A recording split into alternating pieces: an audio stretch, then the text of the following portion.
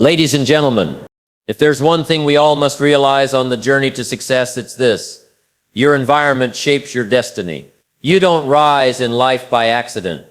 You rise because you choose the right influences, the right mentors, and the right companions. But let me warn you, there are certain types of people who will quietly, slowly, and sometimes unknowingly block your success. They don't wear signs that say, "I'm here to hold you back."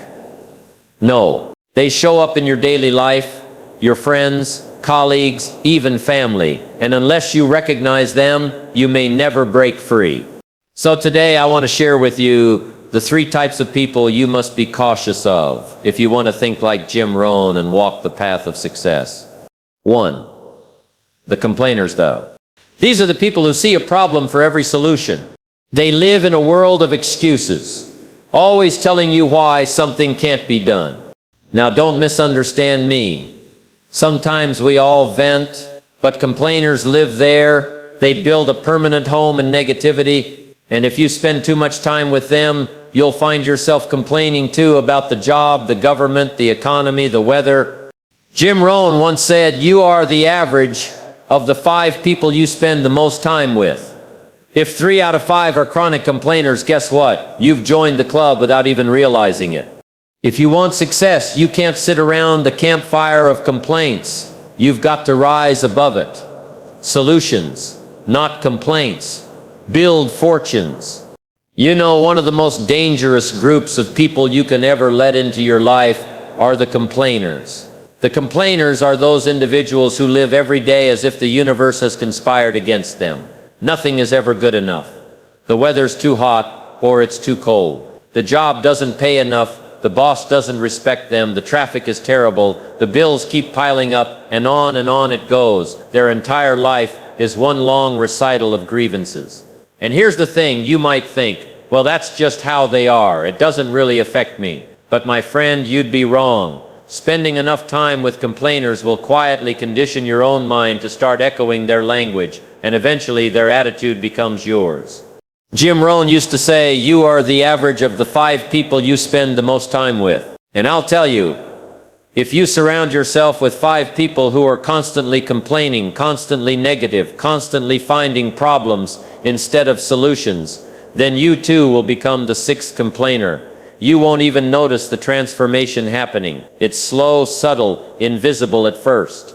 But one day you'll wake up and realize you're no longer talking about possibilities. You're talking about problems. You're no longer reaching for your goals. You're rehearsing excuses. And that, ladies and gentlemen, is how success quietly slips out of reach. Now don't misunderstand me. Everyone complains once in a while. We all need to vent sometimes. That's part of being human. The difference is that a healthy person vents, releases, and then moves forward looking for a solution. A complainer, however, builds a permanent home in negativity. They unpack their bags, hang pictures on the wall, and live there year after year. Complaining is not a momentary outlet for them. It is a lifestyle, a philosophy. And that philosophy poisons the soil where success could have grown. You see, the complainers have trained themselves to focus only on what's wrong. If they win a prize, they'll say, "Oh, but the taxes are too high." If they get a promotion, they'll say, "Yeah, but now I've got more responsibility." If they finally go on a vacation, they'll say, "Well, the hotel wasn't as nice as I thought." It's never enough. Nothing satisfies. And if you are not careful, you will start looking at your own life through the same lens of dissatisfaction. Think about it. If you wake up every morning focusing on what's wrong, how can you possibly have the energy, creativity, or faith to make things right? Success requires energy. It requires optimism. It requires seeing possibilities where others only see obstacles. But the complainer drains the fuel tank of the mind. They pull out the energy you need to move forward, and they leave you running on empty. The real danger is this. Complaining is contagious. It spreads faster than optimism, faster than discipline, faster than enthusiasm. You don't even have to consciously decide to adopt it. Just listen long enough, nod long enough, and soon their words will come out of your mouth. you'll catch yourself saying, yeah, the system is unfair. Yeah, nothing ever works out for me. Yeah, people are selfish. And once you've bought into that mindset, the road to mediocrity is paved and you're walking down it with your eyes closed. Let me give you an example. Imagine two co-workers leaving the office on the same day. One says the boss is impossible, the pay is lousy, and this company's going nowhere. The other says, yes, things could be better, but this job is teaching me discipline. It's giving me a chance to build skills, and in the evenings I'm working on my dream project. Both are in the same environment. Both face the same challenges, but one complains and the other learns. One poisons himself, and the other prepares himself. Same soil, different seeds. Which one do you think will find success? Now here's the secret. Complaining feels good in the moment. That's why people do it. It gives a temporary sense of relief, almost like scratching an itch. But it's deceptive. Because while you may feel relief in the moment, you've actually made the problem bigger. You've put more focus on what you don't want. You've reinforced powerlessness instead of possibility.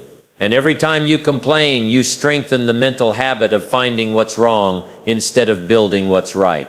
Jim Rohn often reminded us that the same wind blows on us all. The wind of change, the wind of challenges, the wind of opportunity. The difference is not the wind, but the set of the sail. The complainers spend all their time cursing the wind. It's too strong, it's not fair, it's blowing the wrong way. But the successful person learns to set the sail differently. Instead of complaining about the storm, they adjust. Instead of whining about the economy, they learn new skills. Instead of complaining about traffic, they listen to audiobooks and turn the car into a classroom. You see, the complainer curses the wind, but the winner adjusts the sail. And let me say this. If you're serious about success, you have to distance yourself from chronic complainers. Not because you don't love them, not because you think you're better than them, but because your future is too valuable to gamble with. Protect your environment like you'd protect your health. If you knew a food was poison, you wouldn't eat it just because everyone else is.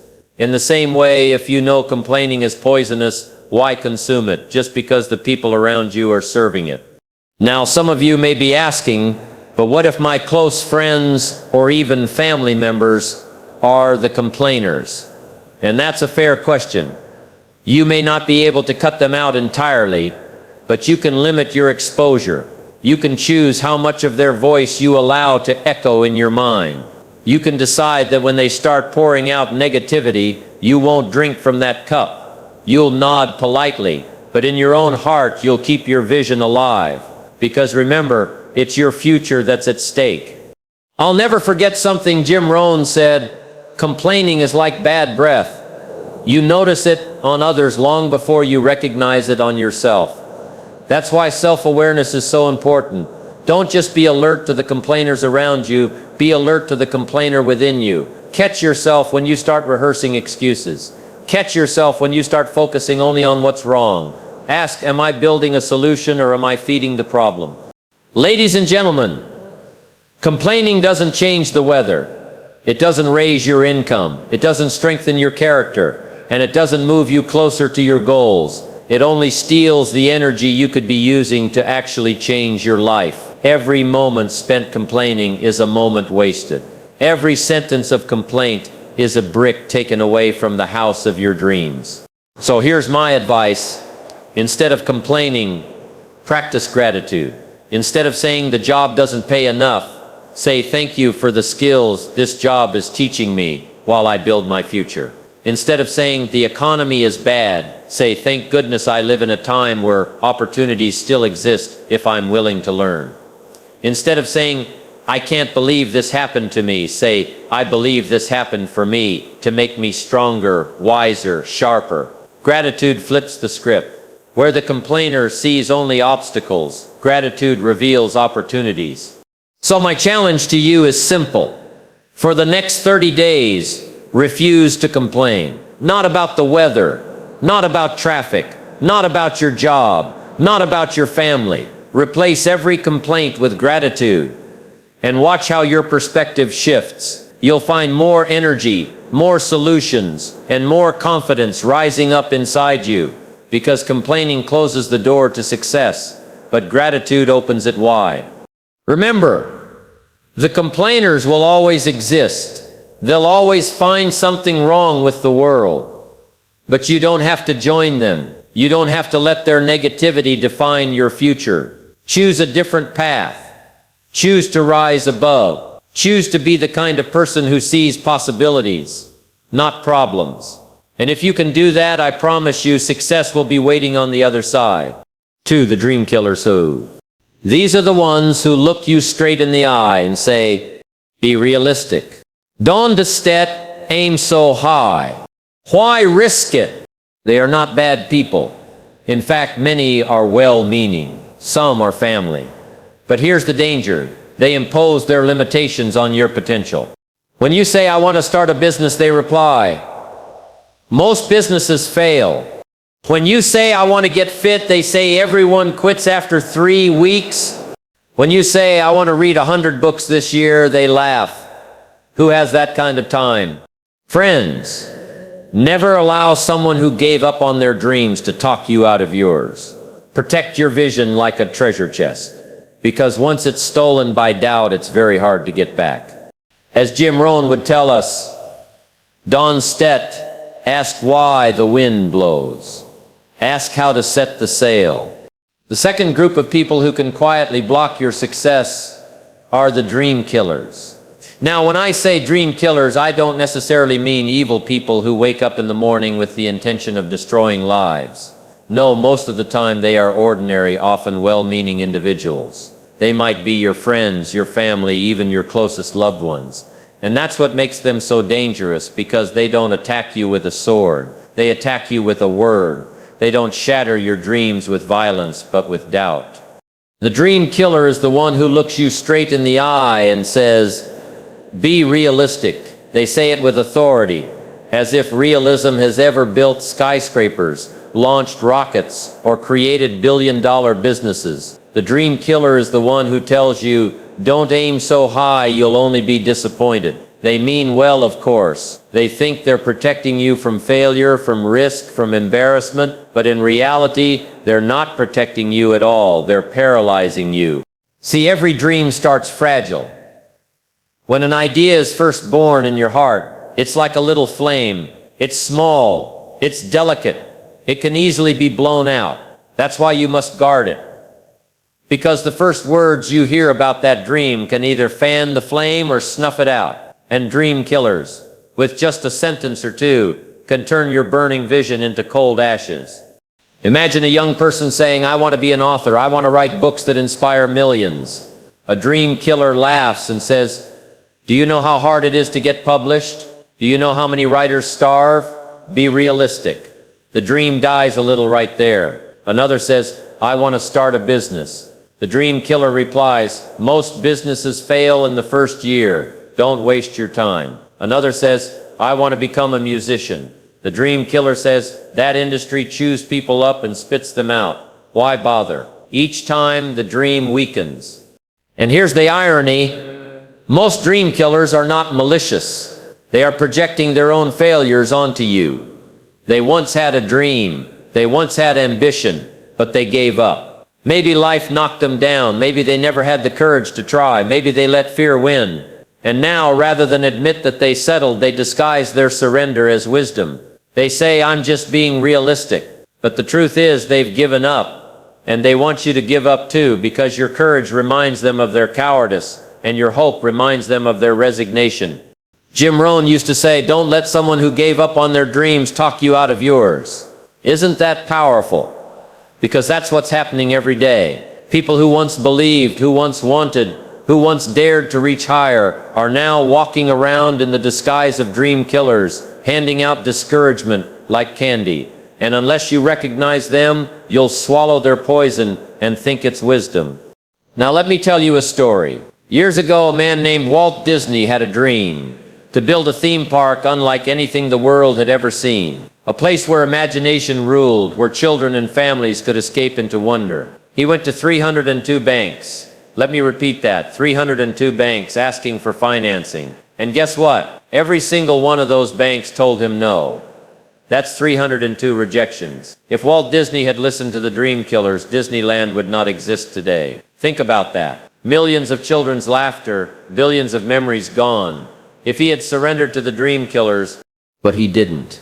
He kept going until the 303rd bank said yes. That's the difference between the dreamer who wins and the dreamer who quits. One listens to the dream killers and folds. The other listens to the voice within and persists. Here's the key. Dream killers don't always shout. Sometimes they whisper. Sometimes they disguise themselves as practicality. They'll say, don't quit your safe job, you've got bills to pay. They'll say, don't waste your time on that project. Focus on what's certain. They'll say, not everyone is cut out for greatness. And while their words sound logical, they're actually rooted in fear, not faith. They're speaking from their own limitations, not your potential. And let's be honest, sometimes the biggest dream killer is not outside of us, but inside of us. The voice of self-doubt, the whisper that says, you're not good enough. Who do you think you are? What makes you think you can do this? That inner dream killer can be louder than any critic in the world. And unless you learn to master that voice, you'll sabotage yourself before anyone else even gets the chance. So how do we deal with dream killers? First, recognize them. When someone tells you to shrink your dream, ask yourself, are they speaking from experience of success or from the comfort of failure? If they've never built what you want to build, why should their opinion carry so much weight? Would you take financial advice from someone who's broke? Would you take health advice from someone who hasn't exercised in 10 years? Then why take dream advice from someone who stopped dreaming? Second, protect your dream. Don't share it with everyone. Jim Rohn said, don't tell your goals to people who are not going to help you achieve them. Some dreams need privacy until they're strong enough to withstand criticism. Like a seed planted in the ground, you don't dig it up every day to show people. You protect it, water it, and let it grow. Then, when it sprouts strong, it can handle the storm. Third, surround yourself with encouragers, not dream killers. Seek out people who believe in possibilities. People who fan your flame instead of blowing it out. Because the truth is, everyone needs a cheerleader. Everyone needs someone who says, yes, you can. I believe in you. If you can't find them, become your own. Write affirmations, repeat your vision daily, keep feeding your mind with stories of those who dared and won. And fourth, use the dream killers as fuel. When they say, you can't, let it drive you to prove them wrong. When they laugh, let it strengthen your resolve. When they doubt you, let it build your faith. Many of the world's greatest achievers succeeded not in spite of criticism, but because of it. They turned rejection into motivation and doubt into determination.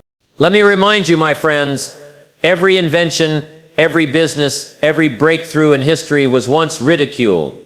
The airplane was called impossible. The light bulb was mocked. The personal computer was laughed at. The internet was dismissed as a fad. If the innovators had listened to the dream killers, we'd still be living in the dark, writing letters with quills and traveling by horse. Progress belongs to the dreamers who refuse to be killed. So I ask you today, what dream have you allowed to be killed? What idea did you bury because someone laughed? What ambition did you shrink because someone said, be realistic? Maybe it's time to dig it back up. Maybe it's time to breathe life into it again. Because it's not too late. As long as you're alive, your dream still has a chance. But hear me well. You must protect it. You must guard it like a treasure. Not everyone deserves access to your vision. Share it with the right people and keep it away from the wrong ones. Let the dream killers talk. Let them doubt, let them laugh. That's their story. But you write a different story. You believe when others doubt. You persist when others quit.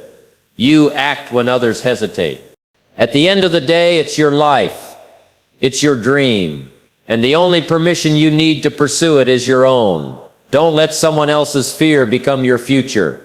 Don't let someone else's small thinking limit your destiny. Refuse to let the dream killers win. Because the truth is, the world doesn't need more critics. The world doesn't need more doubters. The world needs more dreamers who refuse to quit. More visionaries who keep building, even when others say it can't be done. Be that person. Guard your flame, and when the dream killers come, and they will, you smile, thank them for their opinion, and then keep moving toward the life you know you're meant to live. 3. The time wasters. The third type is subtle and often the hardest to identify. These are the people who constantly pull you into distractions, mindless gossip, endless scrolling, meaningless drama. They don't demand your money, but they take something far more valuable, your time. Think about it.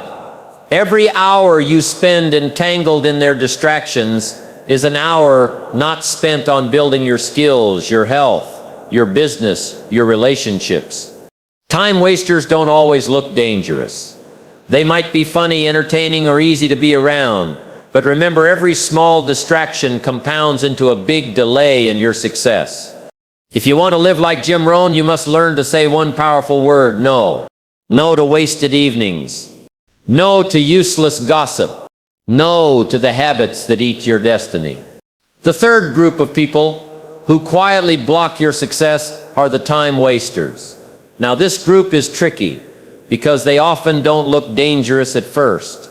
In fact, many of them can be fun, entertaining, easy to be around. They don't show up in your life with warning labels. They don't say, "I'm here to waste the most valuable resource you'll ever own."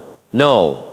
They arrive with a smile, with an invitation, with a distraction. And if you're not careful, they will rob you blind. Not of your money, not of your possessions, but of your time. And time, my friends, is the one resource you can never earn back. Think about it. You can lose money and make it again. You can lose health and then with effort regain it. You can lose opportunities and find new ones. But the hours and days you waste are gone forever. Every time waster who steals an afternoon from you has taken something you can never reclaim. That's why they're so dangerous. Not because they look destructive, but because they're subtle. They don't break down your door. They slowly eat away at your future. A time waster can be the friend who always calls to gossip. You know, the call starts with, "Did you hear what happened to so-and-so?" And before you know it, an hour is gone. That's an hour you could have used to read a book, to learn a skill, to build your business, to spend with your family. But instead, it's lost in idle chatter that produces nothing. A time waster can be the person who constantly invites you into meaningless drama. They thrive on chaos, on problems, on stirring the pot. They want you to get involved, to take sides, to waste emotional energy on battles that don't matter. And if you let them, you'll spend days caught in storms that never build anything, storms that distract you from your purpose. A time waster can even disguise themselves as an opportunity. They'll say, "Hey, let's work on this together," but you soon realize their idea is going nowhere. Their plan has no structure, their effort has no discipline, and there you are, pouring hours into something that produces nothing.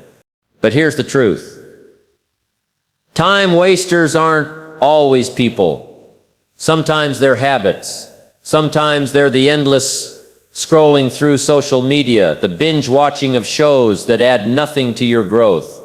The mindless distractions that slowly consume your life. Every minute wasted on the trivial is a minute stolen from the meaningful. Jim Rohn used to say, days are expensive.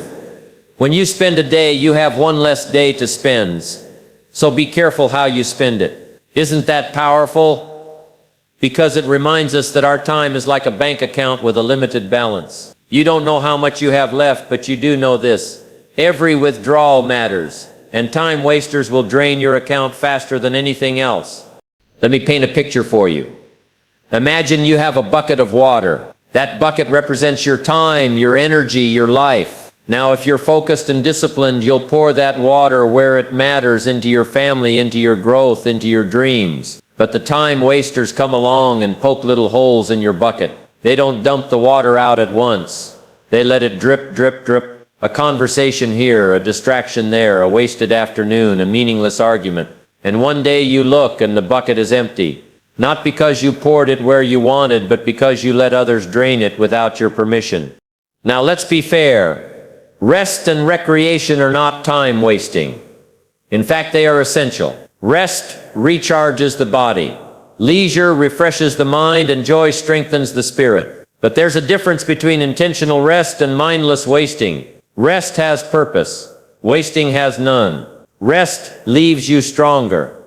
Wasting leaves you weaker. Rest restores your energy for the mission. Wasting steals your energy from the mission.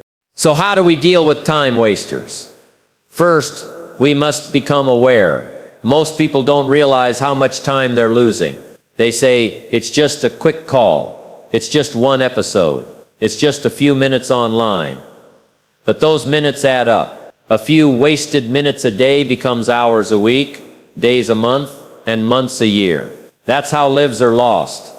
Not in one big theft, but in countless small distractions. Second, we must learn the power of the word no.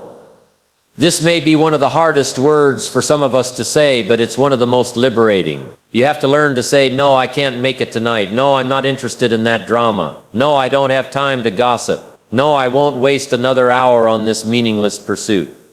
Every no to a time waster is a yes to your destiny.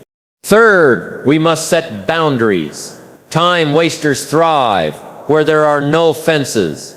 If your schedule is wide open, they will fill it.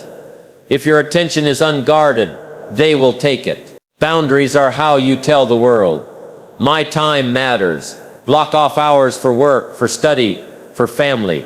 Protect those hours like gold. Don't apologize for it, because if you don't guard your time, someone else will gladly waste it for you.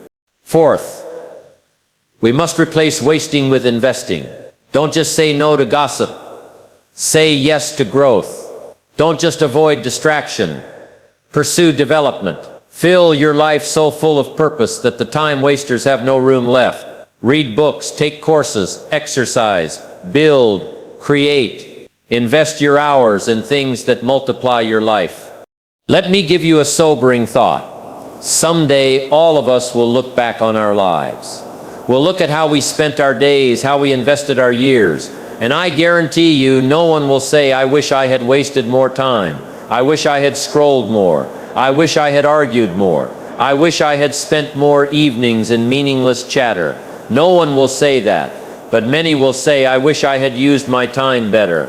I wish I had built more. I wish I had given more. I wish I had lived with more urgency. Don't wait until regret to value your time. Value it now. There's an old saying, kill time, and you kill opportunity. Every hour wasted is an opportunity missed. An opportunity to learn, to grow, to connect, to build. Time wasted is life wasted, but time invested is life multiplied. So let me challenge you. Take inventory. Look at your last week. How much time did you invest in your dreams? How much did you invest in your health, your relationships, your growth? And how much was stolen by time wasters? Be honest, because awareness is the first step to change. If you want to be successful, you must treat your time as sacred. Guard it, respect it, use it wisely, because the time wasters will always be there, offering distractions, inviting you into mediocrity, but you don't have to accept their invitation. My friends, remember this: success is not just built on what you do, but also on what you refuse to do. It's not only the habits you adopt, but the distractions you eliminate. If you can learn to cut off the time wasters, you'll find you have more hours, more energy, more focus than you ever imagined. And that focus, applied consistently, will move mountains. So don't let them waste your future. Don't let them steal your destiny. Say no to the trivial. Yes to the meaningful. Invest your hours like gold. And watch how your life compounds into wealth, wisdom, and fulfillment. Because in the end, your success will be measured not just by the years you live, but by how well you used the time you were given. My friends, success is not just about what you do, it's also about who you allow around you. The complainers will poison your attitude. The dream killers will weaken your vision. The time wasters will steal your future. Guard your circle. Protect your mind. Surround yourself with people who lift you higher, who challenge you to grow, who believe in possibilities. Because at the end of the day, your life will not only be shaped by your goals, but also by your associations. Choose wisely. And success will not just be possible, it will be inevitable. Thank you.